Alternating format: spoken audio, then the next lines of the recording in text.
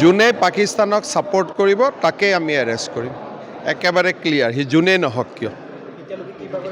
এতিয়ালৈকে 6-7 গৰাকী এৰেষ্ট হৈছে কেইবাগৰাকীও বিচাৰি আছোঁ যোনে ডাইৰেক্টলি অৰ ইনডাইৰেক্টলি পাকিস্তানক ছাপোৰ্ট কৰিব তেওঁৱে এৰেষ্ট হ'ব আৰু আমি আইনৰ আশ্ৰয় লৈ কঠোৰভাৱে এই ধৰণৰ ব্যক্তিৰ বিৰুদ্ধে বা অৰ্গেনাইজেশ্যনৰ বিৰুদ্ধে আমি কাম কৰিম সামাজিক মাধ্যম হওক নৰ্মেল মাধ্যম হওক ডিজিটেল মাধ্যম হওক লিগেচি মাধ্যম হওক পাকিস্তানক ছাপোৰ্ট কৰা ক'তো নচলিব নহয় যোনে সমৰ্থন কৰিব তেওঁলোককো এৰেষ্ট কৰিব লাগিব গতিকে মই দেখা নাই দেখা পালে মই তেওঁলোককো ভৰাই দিব লাগিব